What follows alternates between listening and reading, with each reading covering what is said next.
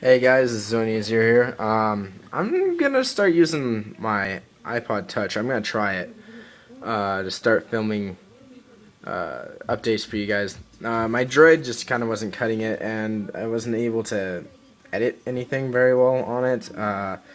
So we're gonna try this instead because I've got a nice little app. Yeah. So I'm running Linux, Ubuntu 11.10. Linux for the win. Now, for the last couple of days, if you've been following my Twitter or the Facebook page, SD Games Dev Team, I've been working on implementing objects, which sounds kind of stupid because objects are easy. It's a built-in thing. But actually, like in-game objects that somebody could customize outside the editor or eventually inside the editor and make their own, like fire or water or something, and they'd be able to actually drop them in the editor and save them off, and the game would render them out. And what I did the first time, I just kind of guessed, and it was a complete fail, and I ended up actually going back to it for the third try, which worked. But the second try, as you can see here, was a complete failure. What I did is I created an array, and then I created an object, and I pushed said object to the mouse Y coordinates with the object type, right? And then I looped through the object array to render.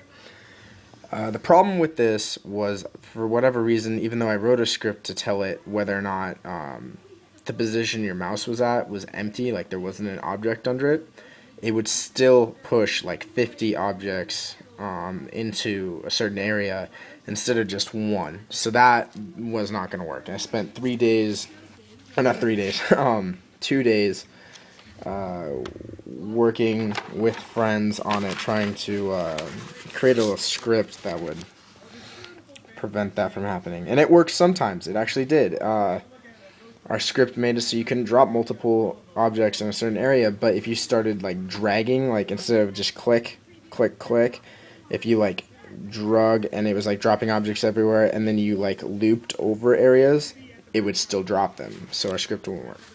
Now here's the third attempt, which was a complete win, and it worked.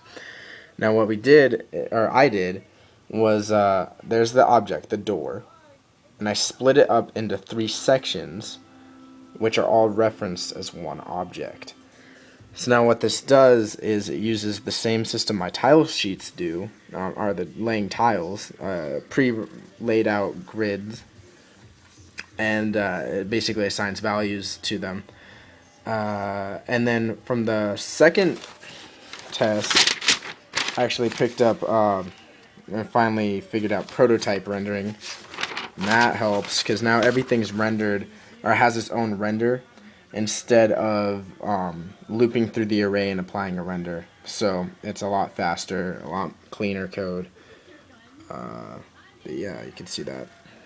Here's my to-do list, and actually I just finished adding object deleting in, so check this off really quick. I think it's on here. Yeah. Alright.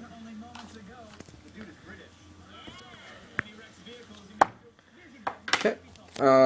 But yeah, so that's what I did to get objects in, and they're in 100% as of right now. Well, nearly. Actually, I have to add solidity to them and to apply it to the animations as well for the doors opening and such. But yeah.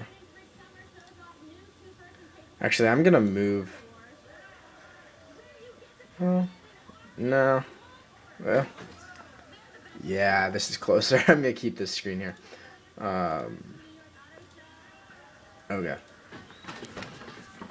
Now, what I did while I was working on this is I actually cut out all the tile stuff so that I would have less code to look at instead of like just a random arbitrary value of like 300 lines. I'm looking at the core 50 lines, and then I'm adding the object functionality there. That way I wouldn't screw something up by accident. but it's already there. I just have to copy and paste the object stuff into the old file, and it should work. Low battery. Okay. See, as you can see here, now I can select, and this just shows a small preview of what it is, so you can get an idea, and it fits the tile page better. But you can see I can drag the right door here, and I've also got the top one and the bottom one. And I can also delete each one. Since it's configured as parts, you can delete individual parts and it'll still function as an object. But what's really cool about this is now, like, say you want a door this big, now you can have that. You just lay it down and delete it. Delete the sections you don't need. But animation works as well. If I press Control here, you can see it unlocks. Like the traditional Hollow. Right now I don't have a reset in, for which I need to add so that you can test it in game and then it'll reset. But the traditional original Hollow level had doors like this that would open like that. And so now that's all back in there.